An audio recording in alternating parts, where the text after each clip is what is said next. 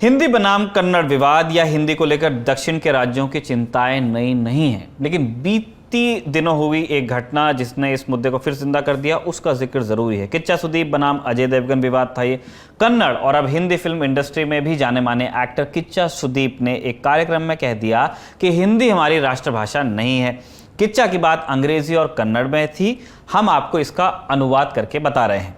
किच्चा कार्यक्रम में किसी से कह रहे हैं, आपने कहा कि पैन इंडिया फिल्में कन्नड़ में बन रही हैं। मैं आपको करेक्ट करना चाहूंगा, आज बॉलीवुड में पैन इंडिया फिल्में बनाई जा रही हैं। हिंदी अब राष्ट्रीय भाषा नहीं रही। हिंदी बॉलीवुड को यह कहना चाहिए कि हम पैन इंडिया सिनेमा बना रहे हैं, कन्नड़ सिनेमा की बात कर रहे हैं। बॉलीवुड तमिल और तेलुगु में स्ट्रगल कर रहा है। आज हम जो फिल्में बना रहे हैं वो हर जगह चल रही हैं। 27 अप्रैल को फिल्म अभिनेता अजय देवगन ने किच्चा सुदीप को टैग करके एक ट्वीट कर दिया।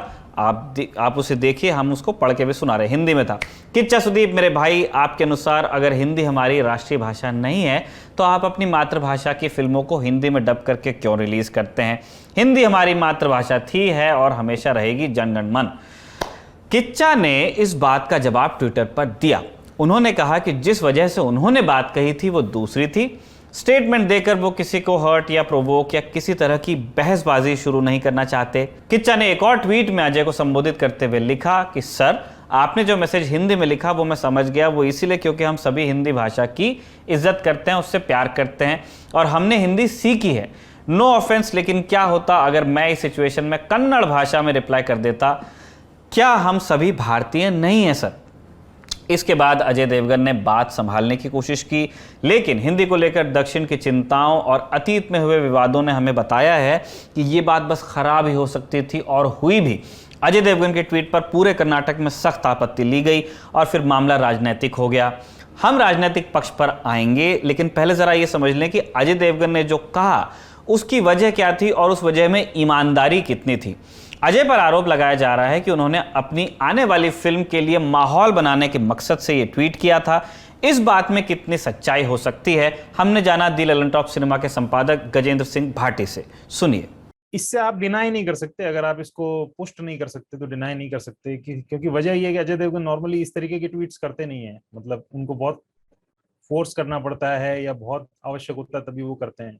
तो या तो ये एक ट्रिगर हो सकता है कि भाई हिंदी भाषा के बारे में शायद सुदीप ने कुछ ऐसा बोला है जो मतलब मेरा खून जिससे खौल गया है, या ऐसा हो सकता है कि मतलब एक टेंटेटिव कारण हो सकता है कि उनकी फिल्म आने वाली है और ऐसे मौकों पे आम तौर पे जितने भी सेलिब्रिटीज को हम देखते हैं तो वो कुछ न कुछ बात बोलते हैं जिससे विवाद पैदा होता है।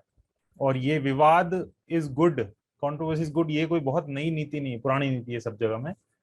मतलब आज से 30 साल 40 साल पहले भी हिंदी सिनेमा में मुंबई इंडस्ट्री के अंदर इस तरीके के चीजें आजमाई जाती थी। मतलब इवन आप 60 साल पीछे भी जाओ तो भी प्रमोशन के तरीके आजमाए जाते थे। जो ये था ना कि फिल्म में चुंबन दृश्य है, या राज कपूर अपनी फिल्मों में जो ट्रिक्स रखते थे, तो वो एक कहता है ना प्रमोशन का एक फिल्म की मेकिंग के दौरान का तरीका होता था।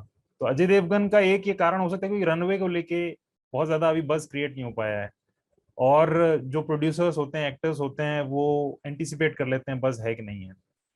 तो मेरा ये मानना है कि कहीं ना कहीं एक जेन्युइन अगर गुस्सा रहा होगा अजय के मन में तो एक कारण ये भी है कि उनकी फिल्म को लेके थोड़ा सा बज क्रिएट होगा। क्योंकि हमने देखा है कि इसके बाद से सोनू सूद ने बोला है, फिर सिद्धारमैया ने बोला, और इसके और आगे बढ़ने में भी कोई ऐसी बात नहीं कि ना बढ़ेगी। हो सकता है 1-2 दिन में इसको लेके कुछ और क्रिएट हो जाए और ये बढ़ता चला जाए। तो मुझे लगता है कि इसको डिनाई नहीं कर सकते कि एक कारण रनवे भी है जो अजय की आने वाली फिल्म है, इस कारण उन्होंने रिएक्ट किया है। ललन टॉप सिनेमा ने दक्षिण और हिंदी प्रेम को लेकर अजय का ट्रैक रिकॉर्ड भी खंगाला है और इस खुदाई में यह सामने आया है कि अजय देवगन आज के समय में जो स्टारडम एंजॉय कर रहे हैं उसका क्रेडिट साउथ इंडियन फिल्मों को भी जाता है। 2011 में उनकी 3 फिल्में रिलीज हुई, दिल तो बच्चा है जी, रास्कल्स और सिंघम। 2 फिल्में कब आई कब गई किसी को पता नहीं चला, कानो कान खबर नहीं हुई, मगर सिंघम ने अजय देवगन को वो स्टारडम दिया जो उन्होंने अपने करियर में पहले कभी नहीं देखा था। 2012 में उनकी 3 फिल्में रिलीज हुई फिर से, तेज, बोल बच्चन और सन ऑफ सरदार। तेज बुरी तरह पिटी, बोल बच्चन ठीक ठाक सफल रही, जो कि 1979 में आई ऋषिकेश मुखर्जी की गोलमाल से प्रेरित थी। मगर बॉक्स ऑफिस नंबर्स के लिहाज से अजय के स्टारडम के साथ न्याय किया सन ऑफ सरदार ने। Son of Sardar S Rajamouli directed Telugu film मर्यादा रमन्ना की रीमेक थी। एक साल की बंदी के बाद अजय ने वापसी की 2014 में सिंघम रिटर्न से। ये फिल्म ब्लॉकबस्टर साबित हुई और ये फिल्म भी 1993 में आई एकलव्यन नाम की एक मलयालम फिल्म का रीमेक थी। 2015 में आई अजय की दृश्यम खूब पसंद की गई, ये भी मलयालम फिल्म का रीमेक थी। फिलहाल अजय 2 फिल्मों की शूटिंग कर रहे हैं। पहली है भोला जो तमिल फिल्म कैथी की ऑफिशियल रीमेक है। दूसरी फिल्म है दृश्यम 2 जो कि मलयाली भाषा की इसी नाम की फिल्म का रीमेक है। इससे पहले जिस दृश्यम का हमने जिक्र किया था वो भी मलयाली फिल्म थी और उसका भी मलयालम में नाम दृश्यम ही था। जितनी भी फिल्मों का जिक्र हमने किया सभी की रिलीज से पहले प्रमोशनल इवेंट्स किए गए। इन सभी इवेंट्स में आप अजय को फर्राटेदार अंग्रेजी भाषा का इस्तेमाल करते देख सकते हैं, सुन सकते हैं। अगर आप अजय का ट्विटर अकाउंट खोलकर उनके ट्वीट्स चेक कर लेंगे तो आपको लगेगा कि ज्यादातर, या ऐसा भी कहा जा सकता है कि लगभग सभी ट्वीट्स अंग्रेजी भाषा में हैं।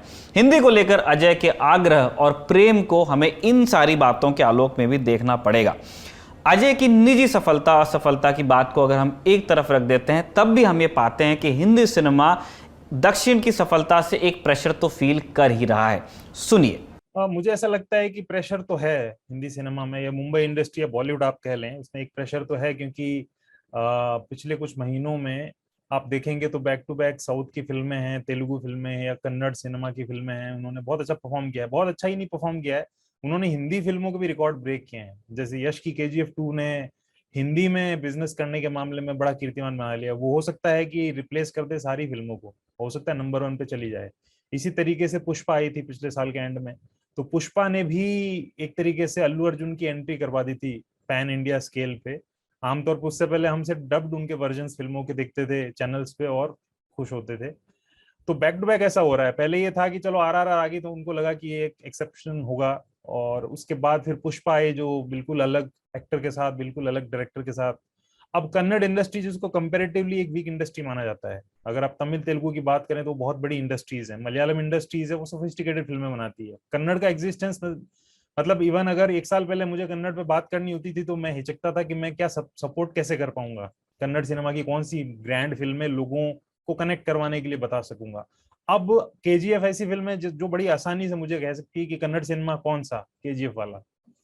तो एक बहुत बड़ा कारण है क्योंकि वो पहले अपने भाषा में बहुत अच्छा परफॉर्म करती है इनकी फिल्में, और उसके बाद वो आती है हिंदी में, उसके बाद जाती है वो चाइना या ग्लोबल स्केल पे। तो परफॉर्मेंस बहुत जबरदस्त रहा है, और मुंबई के जो स्टार्स थे जिनका डंका बजता था उनको एक तरीके से टेम्पररी डिस्प्लेस कर लिया है। अल्लू अर्जुन ने कर दिया है, यश ने कर दिया है, NTR जूनियर ने कर दिया है, और चिरंजीवी के बेटे ने कर दिया है।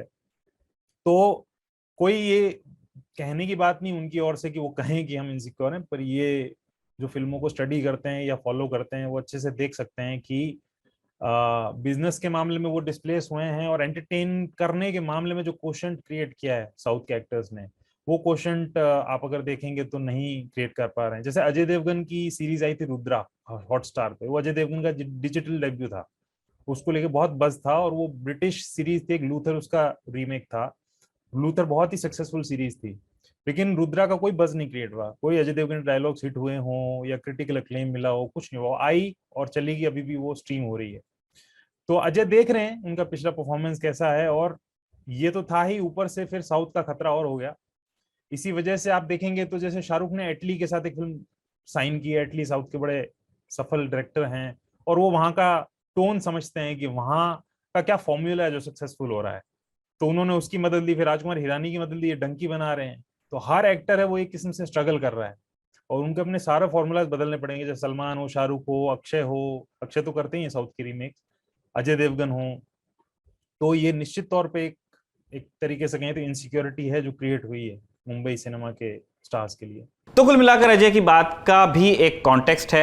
आगामी फिल्म के लिए प्रचार की इच्छा कहिए, या फिर भारत में भाषाई सिनेमा के बदलते स्वरूप और अर्थशास्त्र का दबाव। ट्वीट दग गया और इसके बाद हुई जवाबी कार्रवाई, जहां से बात राजनीति के भंवर में फंसती गई।